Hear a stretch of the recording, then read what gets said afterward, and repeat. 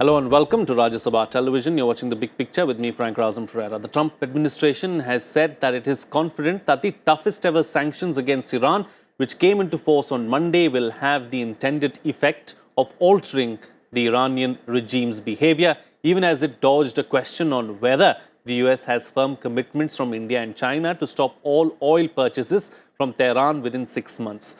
The sanctions cover Iran's banking and energy sectors and reinstate penalties for countries and companies in Europe, Asia and elsewhere that do not halt Iranian oil imports. India and China, the two biggest buyers of Iranian crude, have appeared to have skipped the punitive American sanctions targeting the Iranian oil and financial sectors. The two Asian giants are among 8 countries that have been given the rare exemptions from the Iranian sanctions that kicked off on Monday. The Trump administration said that it has asked these countries, including Turkey, Iraq, Italy, Japan and South Korea, to bring down their oil purchase to zero as soon as possible. US Secretary of State Mike Pompeo, during a talk show on Fox News, repeatedly parried questions when asked about the commitment from India and China on zero oil purchase from Iran. On this edition of The Big Picture, we will analyze Washington's latest sanctions on Iran. Joining me on the program today are Ashok Sajanhar, former ambassador, KP Nair, strategic analyst, Sriram Chaulia, Dean, Jindal School of International Affairs. Thank you to all my guests for joining me on this edition of The Big Picture. Ambassador, I'd like to begin the program with you. This is something that you've maintained right from the beginning, from the first discussion that we had here on Rajya Sabha TV about Iran sanctions, talking about how India is most likely to get a waiver, and that's what seems to have happened. Yes, absolutely. I think it was quite clear. The writing was very clear on the wall because, India, in addition to its very civilizational links with Iran, historical, cultural links with Iran, we also are very hugely dependent upon supplies of oil from Iran. About 10% of our oil comes from Iran.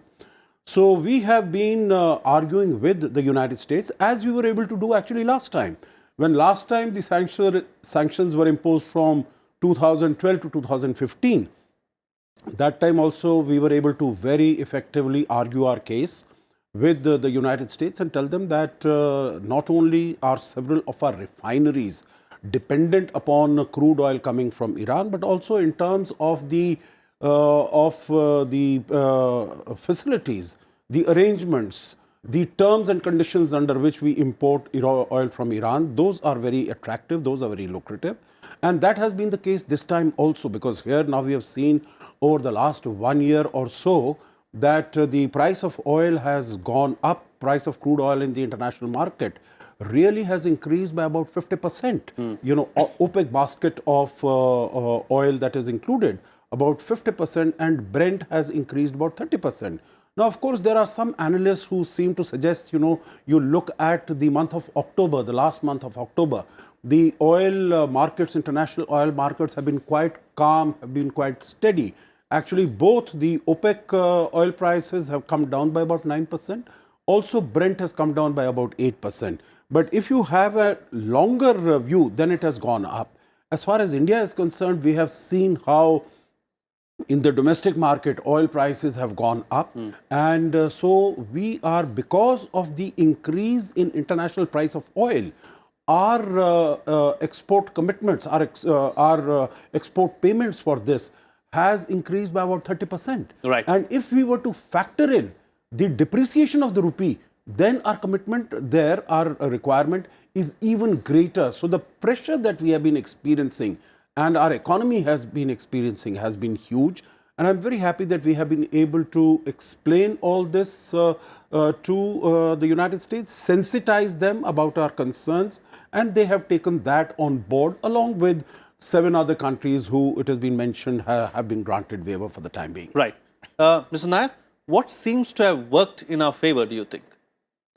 Well, there is a general feeling in our country that this was a favor done to India. I would take a different view, you see.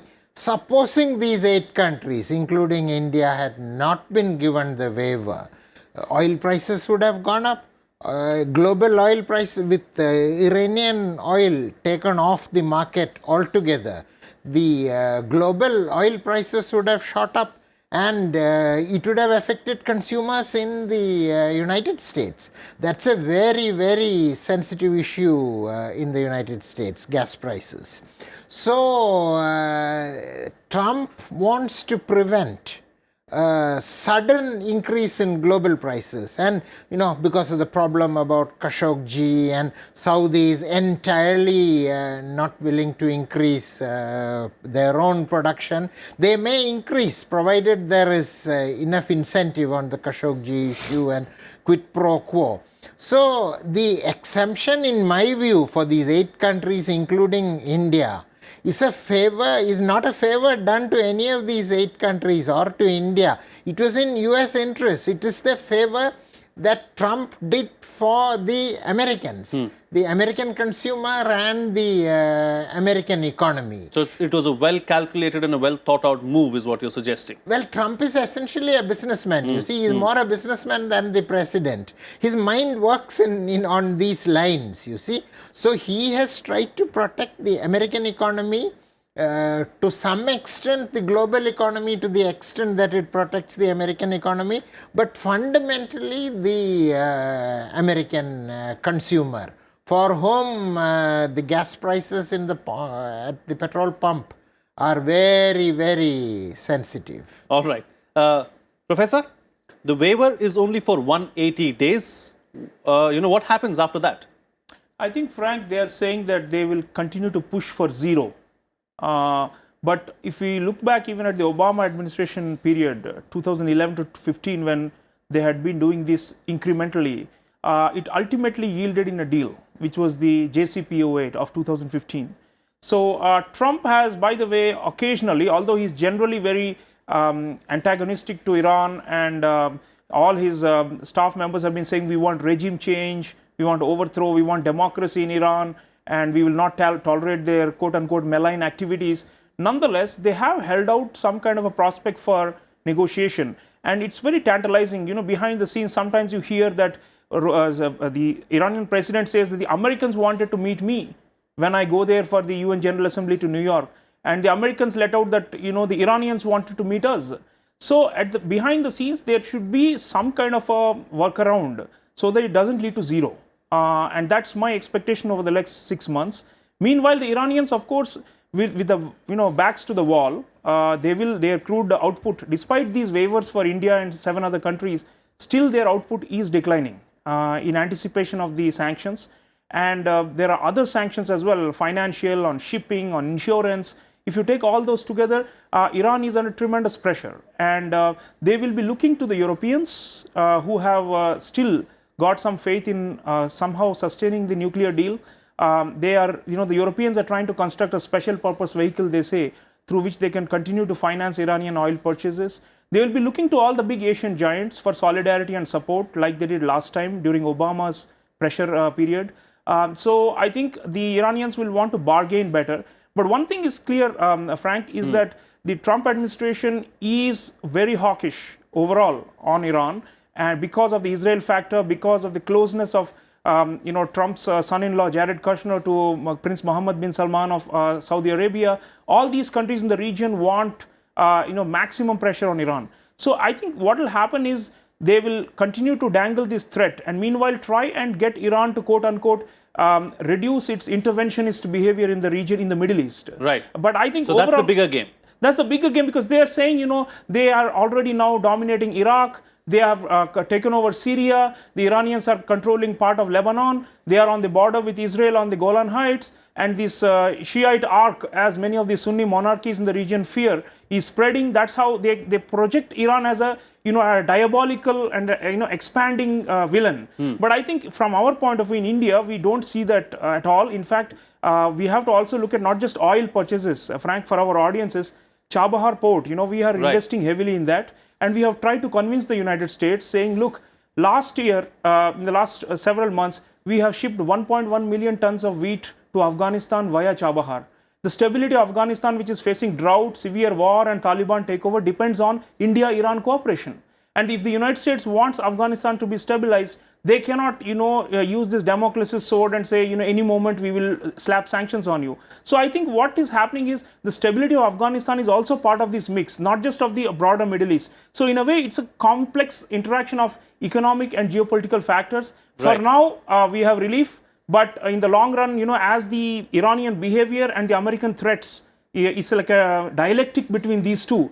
We have to make sure that our interests are protected. We have to look at diversification also. I mean, despite Iran being important, there is Venezuela, there is Nigeria, there is Saudi, there is Iraq. These are the other big suppliers to India. Likewise, for other like China and for Japan, South Korea, all of us have to look out for our own interests, but at the same time be sure that we will not be rolled over by these threats. And I think we have stood our ground and we should be proud of that fact against the US. All right. Ambassador, what are the implications really for the region on the whole, and what specific aspects should India be concerned about going forward? Basically, as far as the region is concerned, we see that Iran is under tremendous pressure because of all that we've been discussing, and also, it has been exporting, it's been in the market for about 2.6 million, 2.7 million barrels of oil per day it has been exporting. And it has come down just within these 6 months. It has come down by about 1 million barrels per day. That is what the estimates are. Although in terms of shipments, etc., we'll have to wait a little and see. And if you were to compare that with what happened during the 3 years of Obama, 3 years of Obama, when the United States also had the support of Europe and other countries in terms of imposing sanctions against Iran, they were able to get the oil exports from Iran down by about 1.2 million barrels per day. That means within 6 months that they've been able to achieve about 1 million barrels per day without having Europeans and the others on board with them. I think that is a credible achievement as far as the United States is concerned, which means that the pressure that Iran was in 2015, which forced it to come to this deal, the JCPOA, that means it is feeling that pressure right now within 6 months already. And also we see that not only is the exports coming down, but the currency is also under pressure. The Iranian rial has lost about 70% of its value. So notwithstanding the fact, people might say that 8 countries have been given waiver. If we were to compare this to what the number of countries that Obama gave waiver to, that was 20 countries had been given waiver. That means what Mike Pompeo said in his press interview to the reporters on Friday was that we have been dealing with this with laser focused precision, that is to cut down on exports of oil by Iran. So that is what its intentions have been, to really bring the Iranian economy to such a pass that it will be forced to come to the negotiating table and start talking, which doesn't really seem to be happening, at least at this moment. We need also to recognize that President Rouhani, he was elected in 2016 on the promise that the sanctions are gone now and that Iran will be able to embark on a journey of prosperity and on a journey of well-being. That doesn't seem to have happened after Mr. Trump came at the beginning of last year. So the pressure on Iran is much, but also domestically we have seen what the former President Ahmadinejad had done in terms of demonstrations in Mashhad and other places end of last year. So it makes the situation very difficult for the current incumbent president in Iran. And as far as some of the other countries in the region, if you're talking about the region, Turkey has also been able to get the waiver from the United States to import, to continue its imports from Iran. As far as Saudi Arabia and Israel are concerned, they will continue to apply pressure on the United States so that they don't take their eyes off the ball. I think much will also depend, Frank, on the elections in the United States that take place tomorrow, on the midterm elections. What are the results of that midterm election?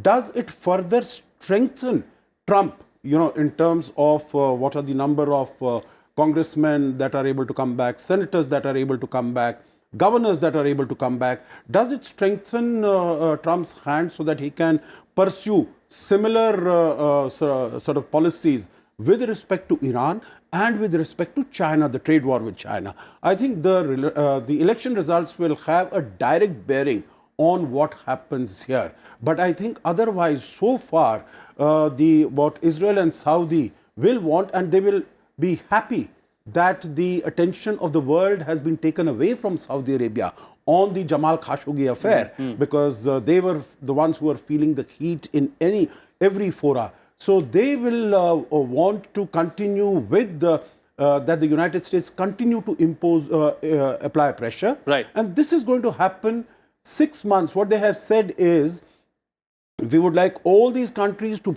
continue to bring down their imports of oil from Iran, finish by 6 months. If that is not done, have a review of that in the beginning of May and see how to proceed further. Right. You know, talking about the midterm elections, of course, the ambassador is suggesting that the results of the midterm elections will probably have a bearing on the situation itself. But talking about the elections itself, Mr. Nair, will this particular issue have any bearing on the elections itself? The midterm election results per se, I don't I don't expect it will have an effect on Iranian policy, because whether it is Democrats or Republicans, the senators and congressmen are 100% behind Israel, you see. And after all, at the end of the day, who wants action against Iran? It is the Israelis who want action against Iran. The United States is not so keen on all this, you see. I mean, they've gone back and forth over the years, but it's the Israelis, you know. The Israelis use threats and persuasion on Capitol Hill. At times, Netanyahu threatens to bomb Iran. At other times, he says that it's in US interest to stop Iran from doing whatever it is doing.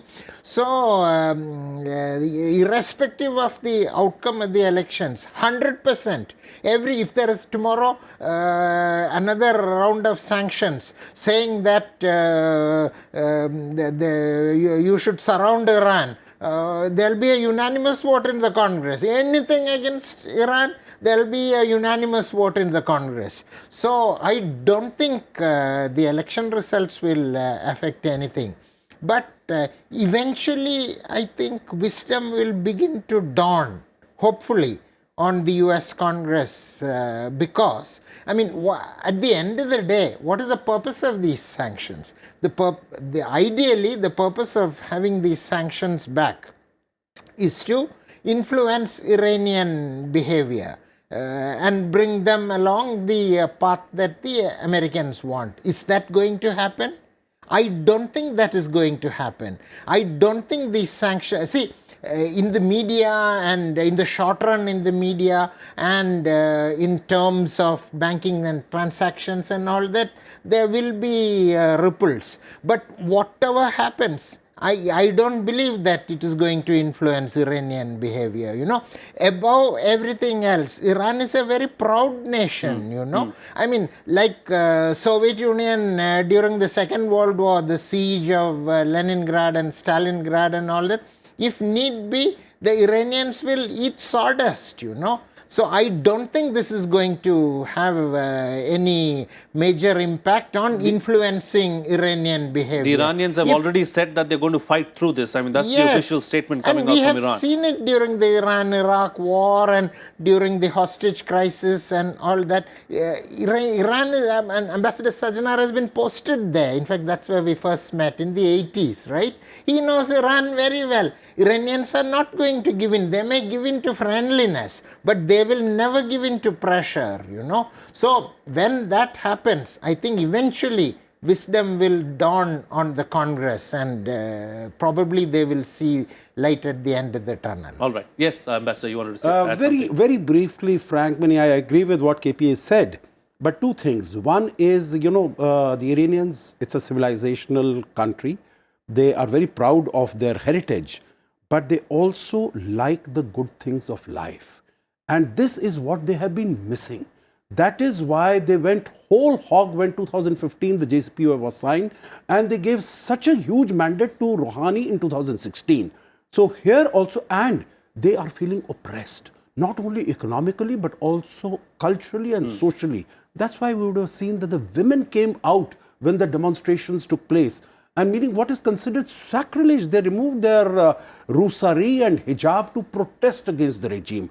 So, one should not be under the impression that the Iranian people will continue to do all that the regime wants, whatever the extremists. And Rouhani has given an indication that he would like to enter into some sort of a talks with the Americans, except that Khamenei, Ayatollah Khamenei, he has stood in the way and he has said, I told you that the Americans are not to be trusted. I told you that the Europeans are not to be trusted, so don't go. The last point there I want to make is that it's not about Iran per se. What I'm saying, midterm elections will show whether Trump emerges as a stronger person or as a weaker person. And if he emerges as a weaker person, then it would have impact on some of the major policies that he's in pursuing. the region. Yes. All right.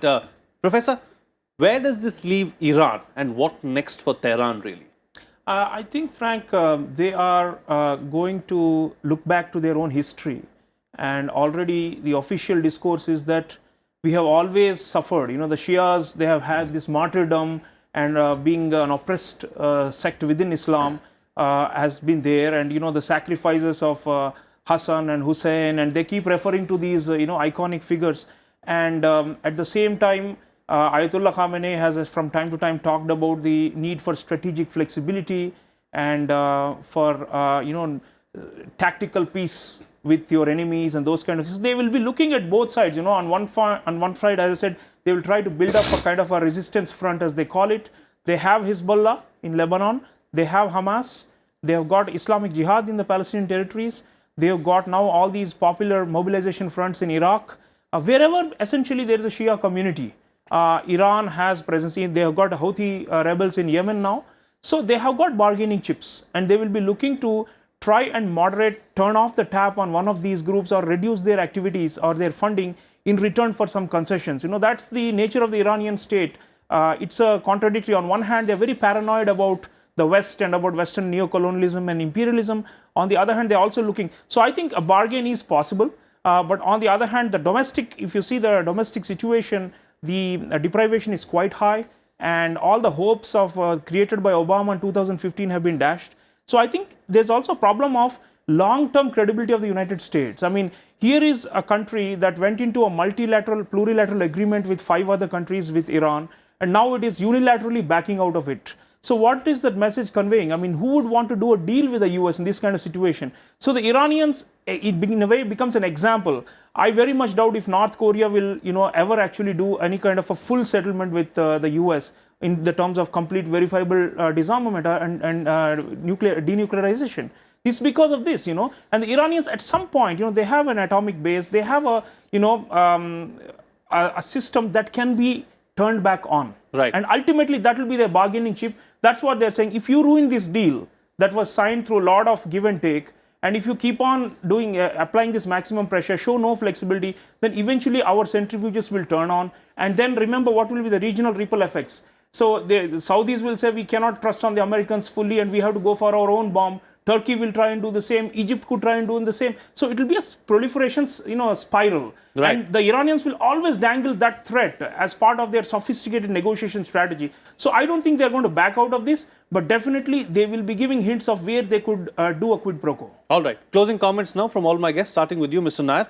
Talking about the deal itself, where does it leave the European states, namely UK, France and Germany, I mean, who are still committed to the nuclear pact? See, it's not only their commitment to the nuclear pact. Europe is united European governments are united in their opposition to what Trump is doing. European companies are the ones who, for practical reasons, they have chosen to do business with the United States rather than with Iran. And that's only natural. So actually, in the long run, I feel that this whole thing that Trump is doing damages the transatlantic alliance. I also agree with what Ambassador Sajjanar said about the Iranians wanting good things in life. If you go to Tehran, you can see that all the time. The Iranians eventually want to have a settlement with the Americans and with the West, but they want to do it without losing face. You see, even today, if you go to the Iranian bazaar, the currency is the US dollar. I mean, people talk about the Iranian currency losing 70% of its value. When you were there and when I was there, you know, we never, Iran still is a kind of a state economy. If you stay in a hotel, you have to first convert the dollars into Toman and then give the money to the hotel. So we didn't even count, you know, because it used to come in bundles like this. You know, you just take out the bundle and give it to the cashier, you see. So eventually the Iranians would want to have a settlement on terms that save their face. Right. And I think that is what will happen in the long run. Right. Ambassador, can Iran survive the sanctions? Yeah, I think it can survive the sanctions, because if you see the 8 countries that have been granted the waiver, they are the largest importers of oil from Iran. You know, for instance, 2.6 million barrels of oil per day. Just India and China account for 1.4 million barrels. So, you know, it's more than 50%. And if you include South Korea, if you include Turkey, Italy, Japan, etc., then it's going to be sort of, you know, going quite far. But still the pressure will be there. And I think what complicates the situation is the domestic political situation, because against President Rouhani now there are a large number of elements. So when we are talking about whether Iran will be able to survive and sustain, yes, because for President Rouhani, the task is cut out. He has to manage the international interlocutors, but in addition to that, he also has to manage the domestic political situation, along with Ayatollah Khamenei, who has now really become, you know, if not exactly an adversary or hostile, but someone who's not very positively inclined towards him. So there are a huge bit of challenges, but I think with the support of countries like China, Russia, the other JCPOA members, and countries like India, and also working what was mentioned earlier on Chabahar and International North-South Transport Corridor, which are strategically equally vital, not only to India, but even to the United States. So this conduit also, we had got a waiver on this, understanding and support from United States on Chabahar in the past. I'm sure it will continue for the present also, right, because much more work, much more passage has been covered in this. So there we need to focus on our relations with Iran, also need to play that fine, manage that fine balanced relationship and strengthen our relations with the United States also. Absolutely. Professor, close the show for us with your concluding remarks. Frank, you know, recently Benjamin Netanyahu visited Oman. And Oman has been a kind of a back channel between Iran and its enemies. So there has been a lot of speculation as to, are the Israelis also looking for some kind of a settlement with the Iranians behind the scenes to tone down this Cold War that is, you know, boiled into this economic warfare in the form of sanctions and all. Qatar is another country that's sympathetic to Iran. Turkey, of course, is there, and so is Russia. So we should be, I think India, we want to preserve this umbilical cord with Iran from being totally cut. It's very incumbent upon us that we also consult these facilitators and intermediaries who could eventually help and resolve this crisis. The last time Obama wanted to reach out to Iran, it was Oman that did it. And we have very strong relations with a country like Oman in the Persian Gulf, which has always played a neutral role and is not necessarily pro or anti-Iran. So we need to build those coalitions to be able to ride out this storm. All right. On that note, then, we'll call it a wrap on this edition of The Big Picture. Thank you to all my guests for joining me on the program and putting things into perspective for us. That's it from me. See you again next time.